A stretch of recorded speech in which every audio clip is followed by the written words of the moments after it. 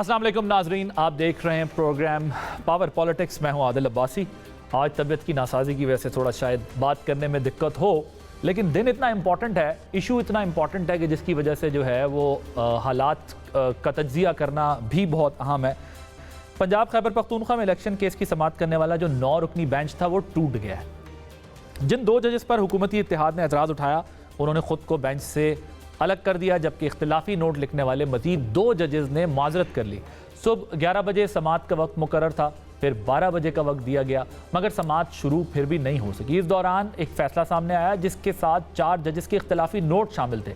फैसले में जो है वो कहा गया है कि बेंच की जो दोबारा तश्कील है उसके लिए चीफ जस्टिस को रेफ़र किया गया है। आज जब समाअत शुरू हुई तो चीफ जस्टिस ने बताया कि 4 मुअज़्ज़िज़ मेंबर्स ने खुद को बेंच से अलग कर लिया। अदालत का बाकी बेंच मुकदमा जो है वो सुनता रहेगा, सेम रहेगा। आइन की तशरीह के लिए अदालत समाअत भी जारी रखेगी। चीफ जस्टिस ने यह भी कहा कि कल जल्दी समाअत शुरू करके ख़त्म करने की कोशिश करेंगे, क्योंकि ज़ाहिर है अगर लिमिटेड टाइम है इस सारे मामले को सुनने के लिए, बहुत तवील नहीं हो सकता क्योंकि इलेक्शन होना है। इस गैर मामूली पेशरफ्त पर बात करने के लिए इस वक्त हमारे साथ स्टूडियोज़ में मौजूद है barrister Gohar Ali Khan. Is one of the finest barrister in Pakistan और सियासी जमात से भी वाबस्तगी है, तहरीक इंसाफ है। इमरान खान साहब के वकील भी हैं। हसन अयूब साहब सीनियर सहाफ़ी हैं, किसी तारुफ के मोहताज नहीं हैं। कोर्ट रिपोर्टिंग जो है वो भी एक तवील अरसे से कर रहे हैं।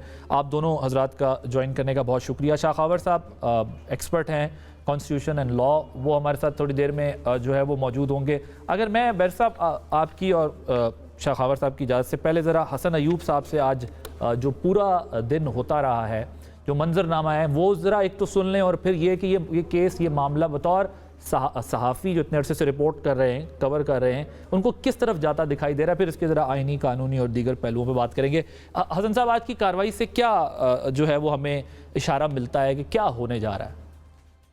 बहुत शुक्रिया आदिल साहब। आज की जो कार्रवाई है उसमें सबसे एक चीज़ वाज़ेह हो चुकी है कि जो जजेस हैं वो एक पेज पर नहीं है, उनमें तकसीम आ चुकी है, और जो तकसीम है वो बहुत वाज़ेह हो चुकी है। यानी एक तो पहले देखें बिहाइंड दी क्लोज डोर्स कोई अगर इख्तलाफात थे, कोई मसले मसाइल थे, वो तो माजी में भी होते होंगे, और मतलब गौर साहब बैठे हुए हैं साथ, ये ज़्यादा बेहतर बता सकते हैं।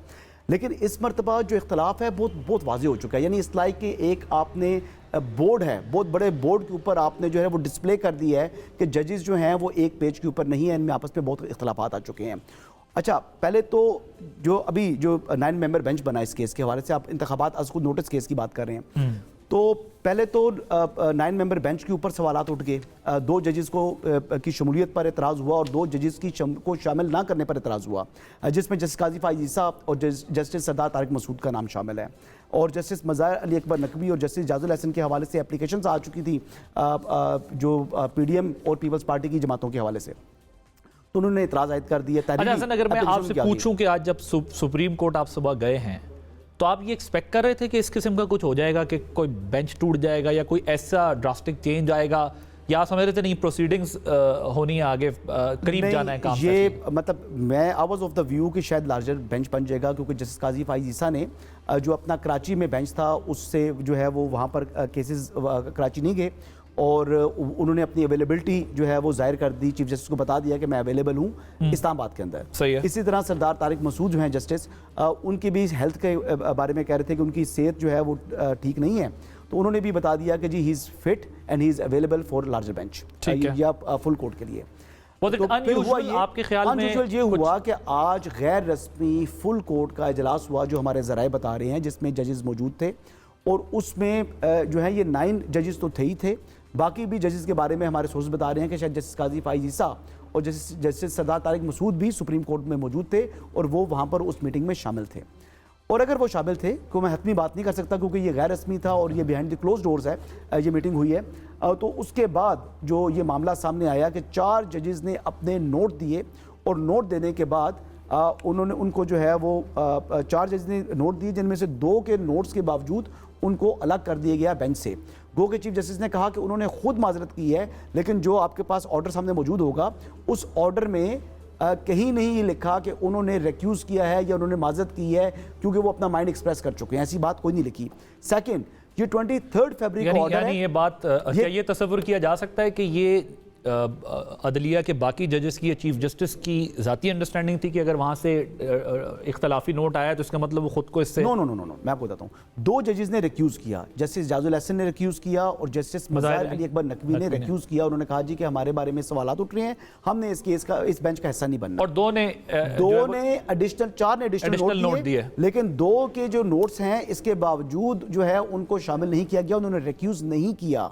लेकिन चीफ जस्टिस ने जो आकर रिमार्क्स दिए अदालत में, उन्होंने कहा कि इन्होंने भी जो है वो केस सुनने से माजरत कर ली क्योंकि अपना वो माइंड एक्सप्रेस कर चुके हैं। ठीक है। इंपॉर्टेंट बात क्या है?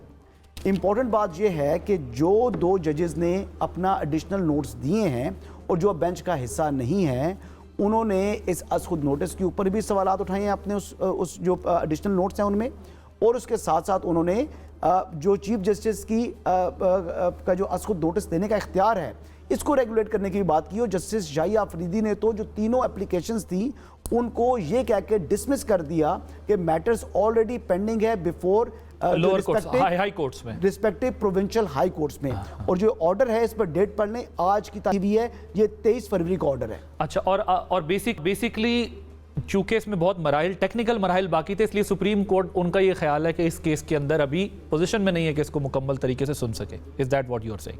नहीं, वो पोजीशन में तो थे, जज तो जो सुनना चाहे आप उसको, लेकिन अभी मराहिल थे इसमें, हाई कोर्ट में ऐसी चीजें सामने आनी है जिसके बाद वो कह रहे थे कि पहले लोअर कोर्ट डिसाइड कर ले तो फिर एक अपील का फोरम मौजूद है ना सुप्रीम कोर्ट ऑफ पाकिस्तान, यानी हाई कोर्ट के किसी फैसले से अगर किसी एक फरीक को इतराज है तो वो उसके पास एक लीगल रेमेडी अवेलेबल है। बिल्कुल ठीक, fair enough. Let me take a response from Shah Khawar साहब also. Sir, thank you very much for joining us. Sir, ये 9 रुकनी बेंच जो अब टूट गया है, 4 इख्तिलाफी नोट हैं, इसमें जस्टिस मंसूर ने बेंच की कंपोजिशन, सीनियर जजेस की अदम शमूलियत पर सवाल उठाया है कि वो जो सीनियर जजेस हैं वो इसमें शामिल क्यों नहीं है।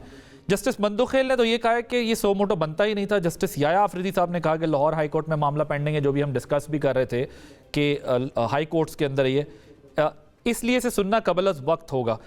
जस्टिस अतर मिलनुल्लाह ने यह कहा है कि असम्बलियों की तहलील का सवाल अदालती हुक्मनामे में शामिल नहीं किया गया है। आपका क्या ख्याल है, क्या ऐसा लग रहा है कि मामला इलेक्शन से हटकर जो है वो अदलिया की अपनी पोजीशन पर ज़्यादा आ गया है, कि अदलिया जो है उसकी साख जो है इसमें इस वक्त ज़ेर बहस है, क्योंकि अंदर से इख्तलाफी नोट के साथ साथ, इजाफी नोट्स के साथ साथ मामले की संगीनी और पेचीदगी पर ज़्यादा बात हो रही है? Your take on.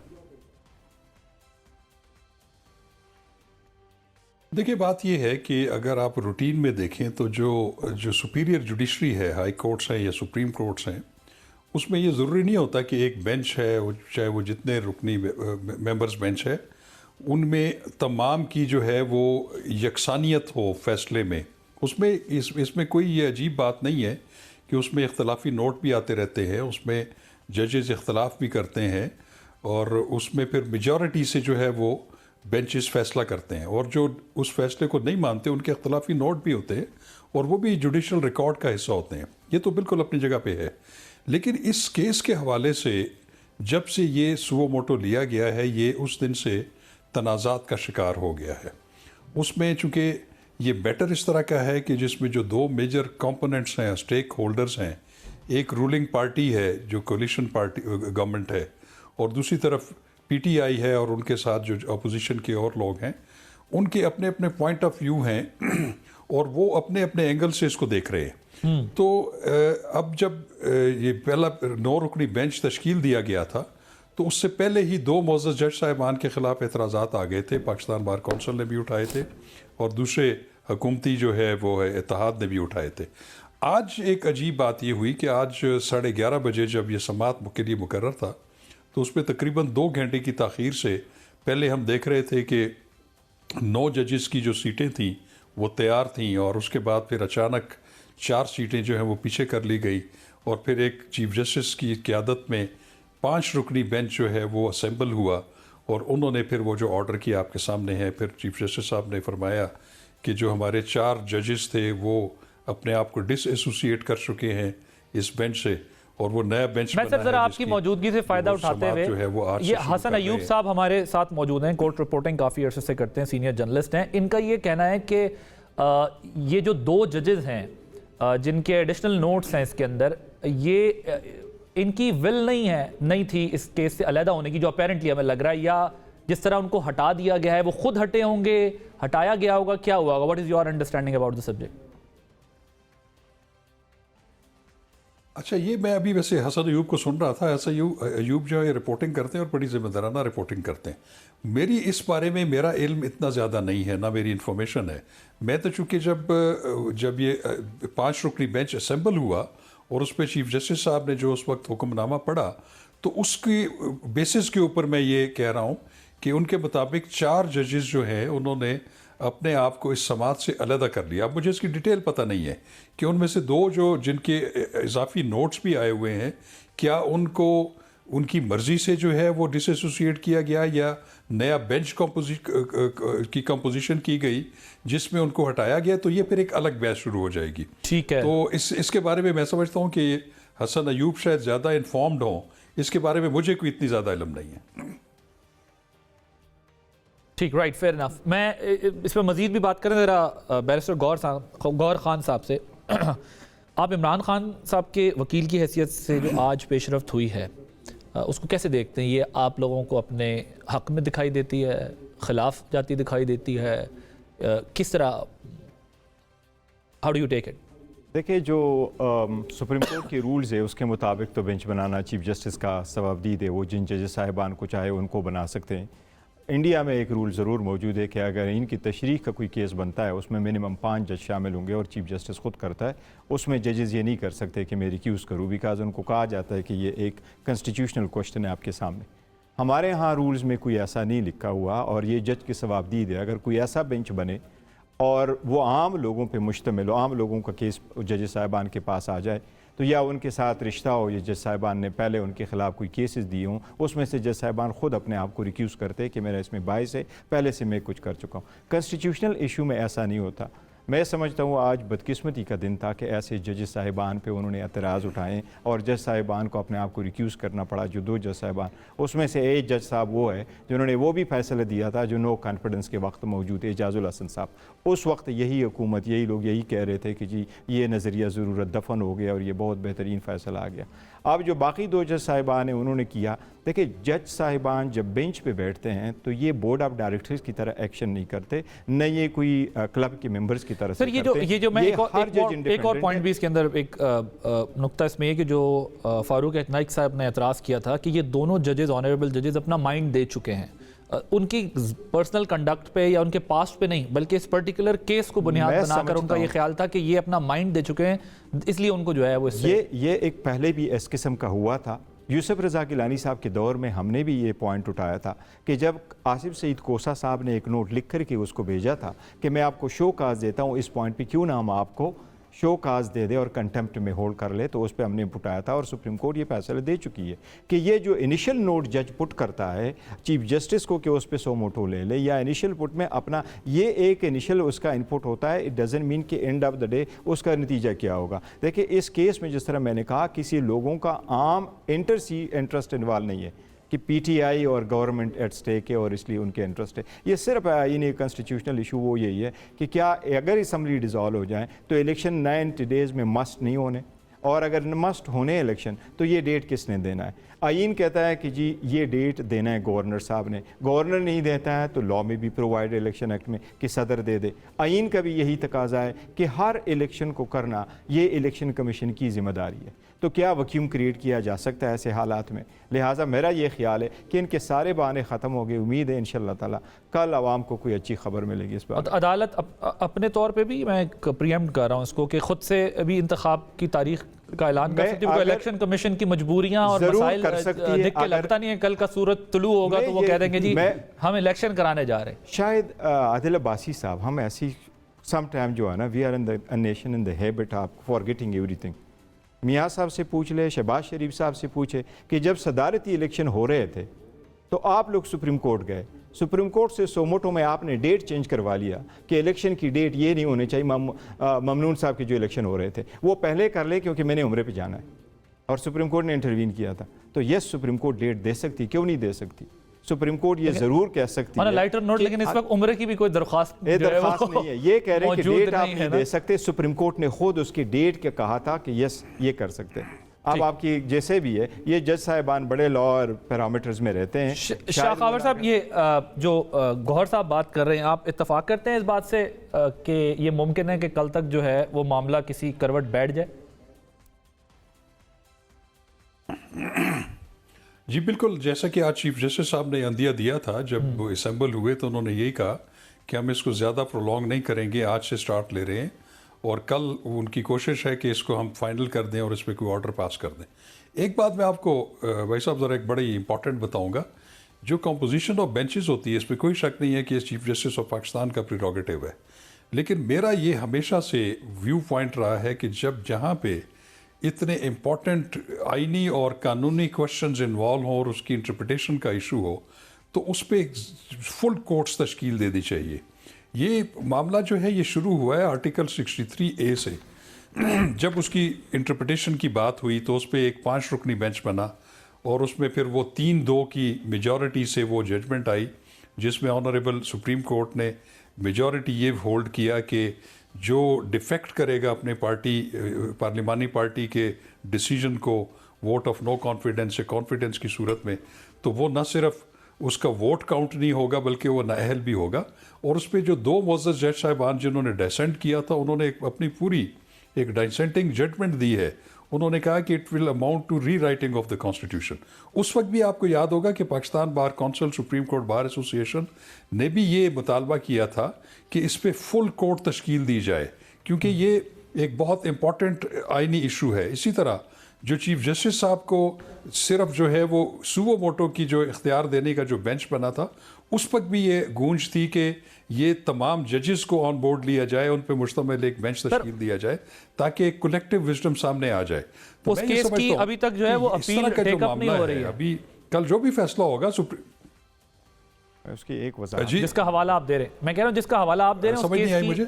मैं कह रहा हूं जिसका आप केस का हवाला दे रहे हैं उसकी अपील अभी तक टेकअप नहीं, उसका रिव्यू भी पेंडिंग, उनके रिव्यू भी पेंडिंग है। देखिए मैं आपको एक बात बताऊं, ये जितने भी सियासी नौयत के केसेस होते हैं जिसके फॉल आउट सियासी होते हैं, तो उसमें हमेशा लूजर जो होती है वो सुप्रीम कोर्ट ऑफ पाकिस्तान होती है। उसकी वजह ये है कि जिस फरीक के हक में ये फैसला आया वो लाउडली सपोर्ट करता है, दूसरा फरीक उसको हर के तनकीद का निशाना बनाता है, और ये पॉलिटिकल बल्कि शाह साहब उसको तो बेसिकली एक अदालती स्टैंप भी लग जाती है ना, उस सियासी पॉइंट ऑफ व्यू को एक अदालती स्टैंप लग जाती है, फिर सादिक और अमीन से लेके अपने नुक्ता नजर की अदालती सर्टिफिकेट के साथ सियासी मैदान में पेश किया जाता है। मैं इसमें ये कहूंगा, देखें मैं ये कहूंगा कि जो फैसला भी हो, आइन और कानून की इंटरप्रिटेशन है, इस पे फुल कोर्ट, पहले भी मेरा मुतालबा था, मेरा ये ख्याल था, बहुत सारे लोगों का, पाकिस्तान बार कौंसिल का भी मुतालबा था कि आप इस कंट्रोवर्सी में मत पड़ें, तमाम जजेस को इसमें शामिल करें। मैं तो बल्कि इसमें भी था कि 2 जजेस जो कि रिक्यूज हुए हैं उनको भी उसमें होना चाहिए, लेकिन प्रोवाइडेड कि जो इस वक्त 15 के 15 चीफ जस्टिस ऑफ पाकिस्तान समेत जजेस हैं, उस पर जब बेंच होगा तो फिर वो जब फैसला करेंगे अपनी अक्सरियत से या यूनानिमस, उस पर कोई उंगली नहीं उठा सकेगा। मेरा ये पॉइंट ऑफ व्यू है। जी सर, अब मसला ये अब यहाँ से हमारा फेवरेट सब्जेक्ट पॉलिटिक्स शुरू हो जाता है। ये तो अब अदालती नुक्ता नज़र है या कानूनी या फिर आइनी, जिस पर अभी हम बात कर रहे हैं। अब मसला ये है कि इस मुल्क के अंदर तकसीम इतनी वाज़े हो चुकी है कि इस्टेब्लिशमेंट के अंदर भी हमें जो है वो तकसीम दिखाई देती है। सियासत में तो बहुत ज़्यादा ही पोलराइजेशन है, अदालतों के अंदर भी जो है वो हमें तकसीम दिखाई देती है।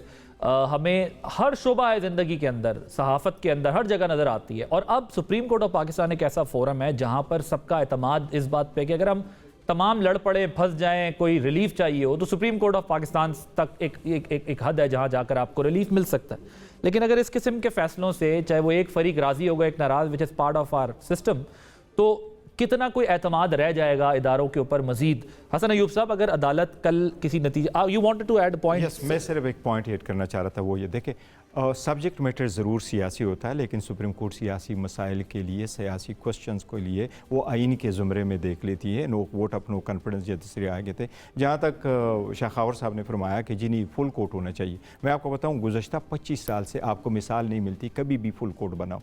फुल कोर्ट वो बना जब मुशर्रफ ने मार्शल लॉ लगाया, फुल कोर्ट वो बना जब मुशर्रफ ने इमरजेंसी लगाया, फुल कोर्ट वो बना जब एनआरओ दिया गया था और 8000 केसेस जो कन्विक्शंस थे वो ख़त्म हो चुके थे। इन 3 केसेस के अलावा कभी भी, इवन इफ्तिखार चौधरी के केस में भी आल्दो जजेस ने रिक्यूज़ किया था लेकिन फुल कोर्ट वो नहीं था। कभी भी आज तक चैलेंज हुई थी तो उस वक्त भी फुल कोर्ट कोई ऐसी नज़ीर नहीं है। 18वीं तरमीम पे भी 18वीं तरमीम पे भी फुल कोर्ट, 18वीं तरमीम पे जो वसर वापस आया था वो देखे फुल कोर्ट 18वीं तरमीम और 21वीं और ये तरमीम जो आए थे इस पे आते, उसके कॉन्स्टिट्यूशन का एक इशू इन्वॉल्व था। Short of it there has never been a full court.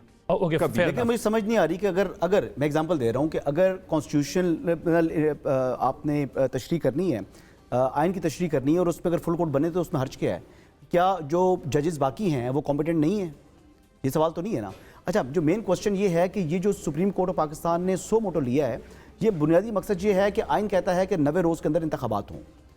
आज अटॉर्नी जनरल फॉर पाकिस्तान कहते हैं कि 90 दिन का जो टाइम है, जो कॉन्स्टिट्यूशन कहता है 90 दिन के अंदर इंतखाबात हो नहीं सर, सकते। मैं साहब एक नुकता आपके सामने, ये नहीं नाजरीन के सामने भी रखूं। गुज़िश्ता हफ्ते एतजाज़ हसन साहब हमारे साथ प्रोग्राम में थे, उनसे इसी पर बात हो रही थी। उन्होंने कहा मसला ये कि फुल कोर्ट की फॉर्मेशन मसला नहीं है, बड़े अहम आइनी नुक्तों पे मसाइल पे तो होता भी रहा है, लेकिन अगर फुल कोर्ट फर्स्ट फेज में बन जाता है तो उसके बाद जो रेमेडी रिलीफ जो मिलना होता है वो किसी का हक महरूम हो जाता है कि वो आप उसी से फारिग हो जाते हैं केस से और फिर आपके पास कोई रास्ता नहीं बचता। तो शायद उसकी बुनियादी वजह ये हो कि मुतालबा है ना, फुल कोर्ट का मुतालबा जजेस कर रहे हैं, पॉलिटिकल पार्टीज को एक साइड पे करते हैं आप। भाई आपके जो 9 मेंबर बेंच में शामिल जजेस हैं वो कह रहे हैं कि फुल कोर्ट बनाएं। तो सिर्फ जस्टिस अतर मिनुल्लाह साहब ने कहा है। जस्टिस अतर मिनुल्लाह ने कहा है, तो क्या वो बेंच के मेंबर नहीं थे?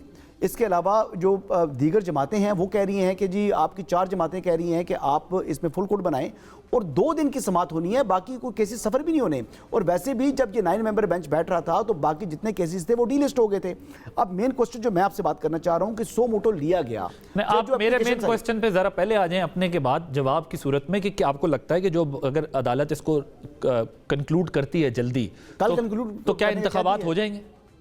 देखिए वही बात मैं कह रहा हूँ ना कि देखें आज बड़े ज़बरदस्त रिमार्क्स थे जस्टिस मंसूर अली शाह ने, कि उन्होंने कहा कि जी जिन्होंने ये इंतखाबात कराने हैं उनकी भी जो है वो जो रजामंदी होनी चाहिए कि क्या वो कॉम्पिटेंट इनफ हैं कि वो इस टाइम के इलेक्शन कमीशन आम फहम अंदाज में जरा समझाते हैं। इलेक्शन कमीशन भी है, उसमें गवर्नमेंट है, प्रोविंशियल गवर्नमेंट भी है, उन्होंने भी, और फेडरल गवर्नमेंट भी है, क्योंकि फेडरल गवर्नमेंट ने भी फाइनेंस प्रोवाइड करने इलेक्शन कमीशन को।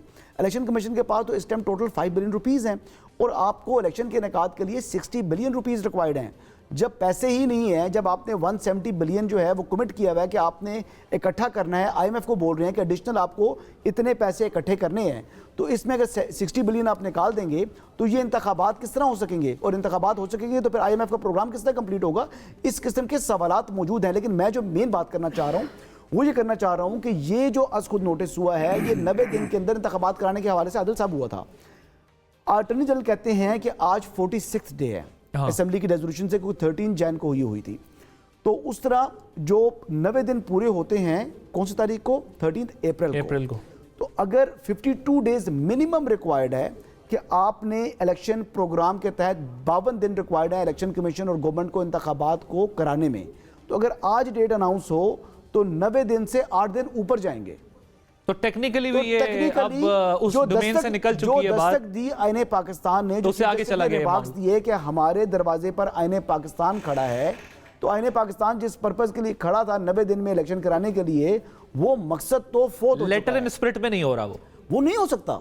ठीक, आज तो अटॉर्नी जनरल ने कह दिया, और इवन के बैरिस्टर अली जफर साहब जो कि पाकिस्तान तहरीक इंसाफ को रिप्रेजेंट कर रहे हैं, उन्होंने कहा कि 56 डेज रिक्वायर्ड हैं, लेकिन अटॉर्नी जनरल कह रहे हैं कि 52 डेज रिक्वायर्ड है। अगर उनकी बात माने तो फिर तो 98 डेज क्या मतलब, फिर तो आप 2 मई जो बनती है डेट, मिनिमम डेट, अगर इलेक्शन कराना चाहें तो 90 जो रोज़ में इंतखाबात कराने का जिस मकसद के लिए खुद नोटिस दिया गया, जिस मकसद के लिए जुडिशल नोट लिखा गया 2 जजेस ने, जस्टिस जाजुल हसन और जस्टिस मज़ार अली अकबर नकवी ने, वो मकसद पूरा नहीं होगा इस खुद नोटिस के बाद भी।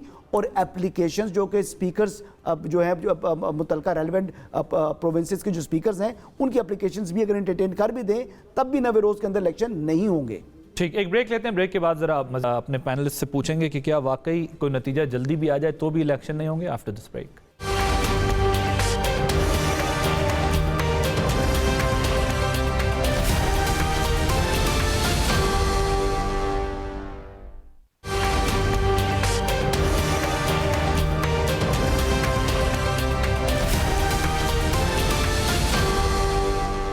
Welcome back. अब मामला चूंकि कानूनी है और आईनी कानूनी बहस है, लेकिन इसका ज़ाहिर है इसकी पॉलिटिकल रिपरकशंस होती हैं, फॉल आउट होता है। जजमेंट आने के बाद कोई उसको अपने सियासी मफाद में इस्तेमाल करता है, कोई दोनों ही मफाद में इस्तेमाल करते हैं, एक ख़िलाफ़ और एक हक़ में। लेकिन वो जो स्टैंप लग जाती है इस किस्म के मामलात पे सर्टिफाइड अदालत के या मुजरिम या मुल्ज़िम या मुजरिम या आपको जो है क्लियरेंस सादिक और अमीन के मिल जाती है, तो वो फिर सियासी बहस का भी हिस्सा रहती है, उससे निकल नहीं पाते।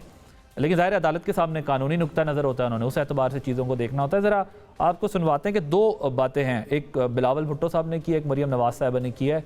सियासी तौर पर तो उसको अभी से ज़ेर बहस बना दिया मामले को। मरियम साहिबा ने कहा इलेक्शन कब होंगे, ज़रा वो सुनिए। इलेक्शन होगा, जरूर होगा, लेकिन पहले इंसाफ होगा। इलेक्शन होगा, लेकिन पहले दूध का दूध और पानी का पानी होगा। पहले तराजू के दोनों पलड़े बराबर किए जाएंगे। इलेक्शन होगा, जरूर होगा, लेकिन पहले नवाज शरीफ से होने वाली नाइंसाफियों का अजाला होगा। बोलो होगा ना? पहले बेगुनाह नवाज शरीफ को होने वाली गलत सजाएं खत्म होंगी और फिर वो फितना खान घड़ी चोर पहले उसको इंसाफ के कटहरे में खड़ा करेंगे, फिर इलेक्शन होगा। जी शाह खावर साहब, अब जो नुक्ता आप भी उठा रहे थे, बात कर रहे, ज़ाहिर है एक तो आईनी कानूनी बहस है ना, लेकिन जो भी नताए जाएंगे अब उसके सियासी असरात भी तो होने हैं। तो क्या हम बंद गली में चले गए? बस इससे ज़्यादा मैं बात नहीं कर सकता, क्योंकि कानूनी तौर पर आप लोग बेहतर समझते हैं कहाँ जो है वो कंटेम्प्ट हो जाती है, कहाँ नहीं होती। देखिए भाई साहब, बात यह है कि जब एक आईनी डेड लॉक पैदा हो जाए, और इस वक्त जो पाकिस्तान की सूरत हाल है उसमें दो तीन बड़े अहम इदारे हैं। एक ऐवान सदर है, इलेक्शन कमीशन ऑफ पाकिस्तान है, फिर आपकी जो है पार्लियामेंट्स हैं, फिर आपकी सूबाई असम्बलियाँ हैं, गवर्नर्स हैं।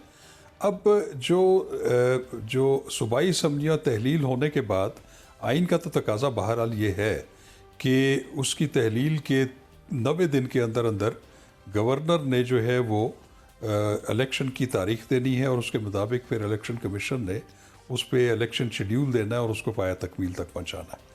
तो ये तो इसमें तो कोई दूसरी राय नहीं है। और जब इस पे आपने देखा है कि डाइवर्जेंट जो हैं वो स्टांसेस हैं, ऐवान सदर ने, सदर मुमलिकत ने अपना एक section 57 of the election act 2017 को इस्तेमाल करते हुए उन्होंने अपने तौर पे एक डेट दे दी।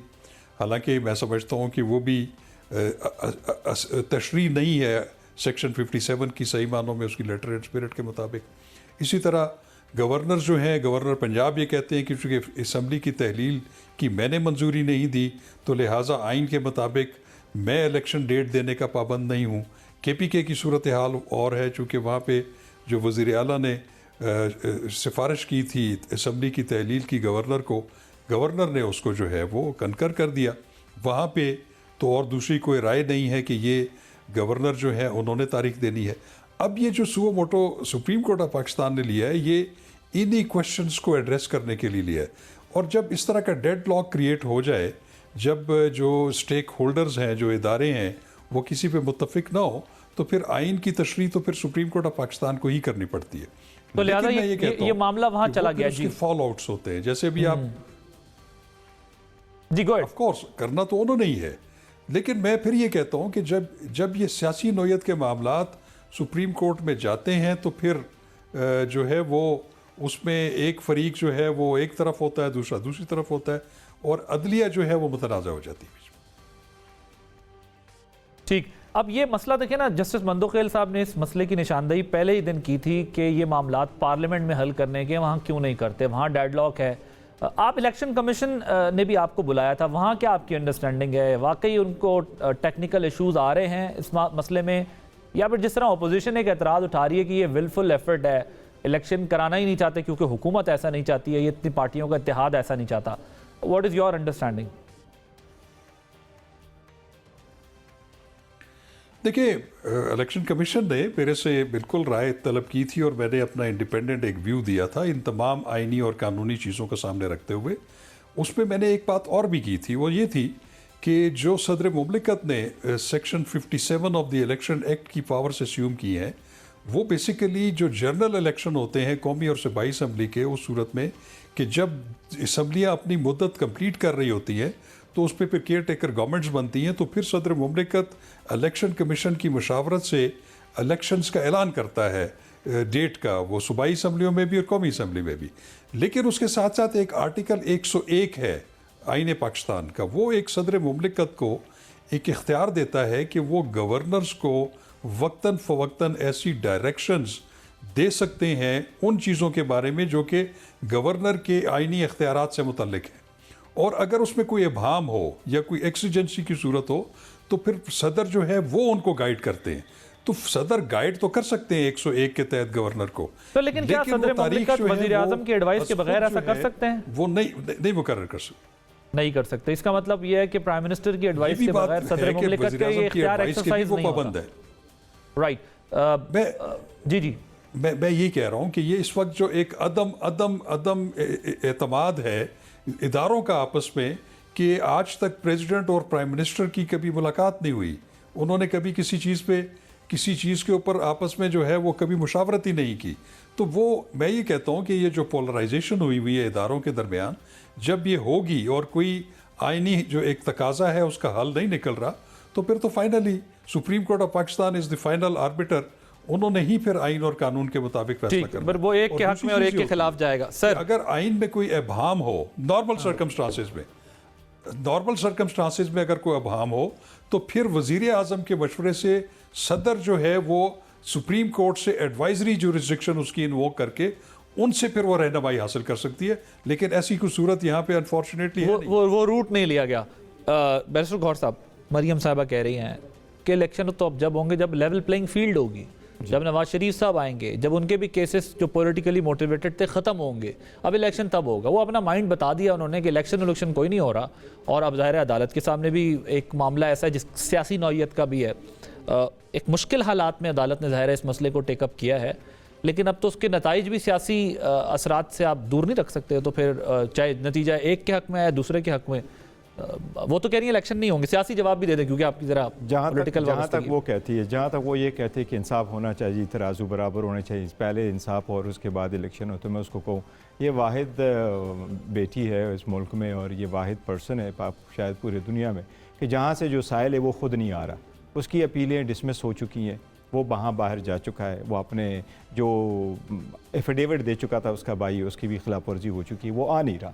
तो हमारे लॉ आइन कानून के मुताबिक ये सटल लॉ है कि जो अदालत के सामने हाजिर न हो उसको तो कोई इंसाफ नहीं मिल सकता, वो आइन के मुताबिक पहले ख़ुद चले और फिर बात करे, ऐसा तो नहीं। लेकिन जहाँ तक वो कह रही है कि पहले इलेक्शन होगा, अब मैटर है सुप्रीम कोर्ट के सामने, जो असम्बलियाँ दोनों थी उसमें से लेकिन अगर लेकिन ये बात आपने बिल्कुल ठीक की है कि जब तक वो मुजरिम या मुलजिम सामने नहीं अदालत के पेश होगा, रिलीफ तो नहीं मिल सकता उसके लिए। he has to be here अब जहाँ तक and he needs to submit himself in front of the court। लेकिन टेक्निकल नॉकआउट तो माजी में नवाज शरीफ साहब का भी हुआ। मैं पॉलिटिकल क्वेश्चन आपके सामने रख रहा हूँ। टेक्निकल नॉकआउट का खदशा इमरान खान साहब भी जाहिर कर रहे हैं कि मुझे टेक्निकली नॉकआउट कर दिया जाएगा।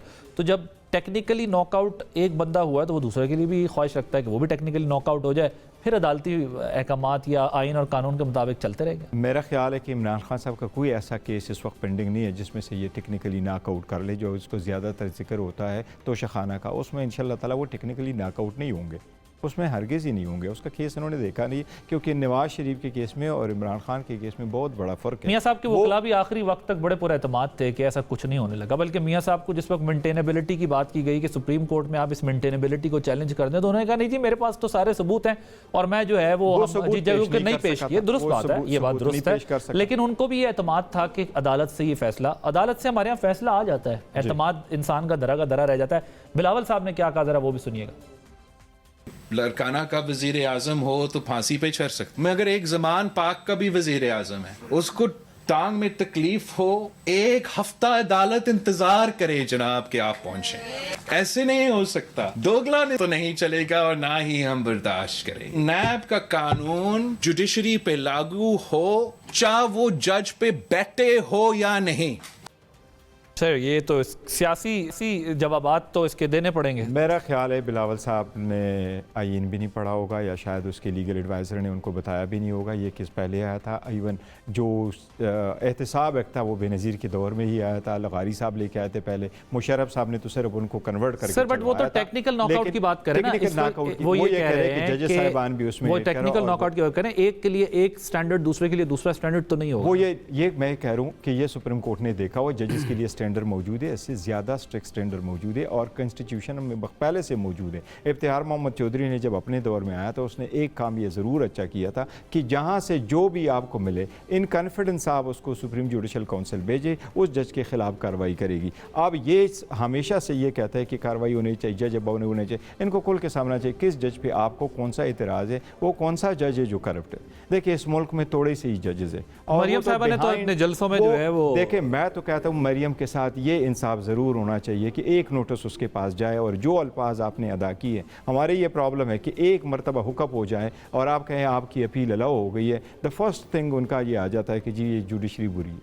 अब सारे के सारे, वरना जज साहिबान इतना मौजूदा जो जज साहिबान है। सर सियासतदान तो नहीं छोड़ते ना जी, वो इमरान खान साहब का भी एक शॉट चल रहा है। अगर मरियम साहिबा कर रही हैं, अदालतों को निशाना बना रही हैं, इससे पहले भी मुस्लिम लीग नून एस्टैब्लिशमेंट को भी और अदालतों को तनकीद करती रही, so is the case with Imran Khan साहब। उन्होंने भी जजेस के बारे में, अदालतों के बारे में बड़े ख़तरनाक रिमार्क्स दिए हुए माजी में और जजेस तक से कहा है कि अगर आपकी कोई मजबूरी भी है तो भी कोई बात। सो ये पॉलिटिकल बैटल तो कोई नहीं छोड़ता, अगर उसको चांस मिलेगा तो वो ना मीडिया छोड़ेगा, ना अदालत छोड़ेगा और ना वो करेगा। हसन अयूब साहब, क्या मैं ब्रेक ले लूँ ताकि तफसील से फिर आप जरा बात कर सकें? ब्रेक के बाद डिस्कशन होगी।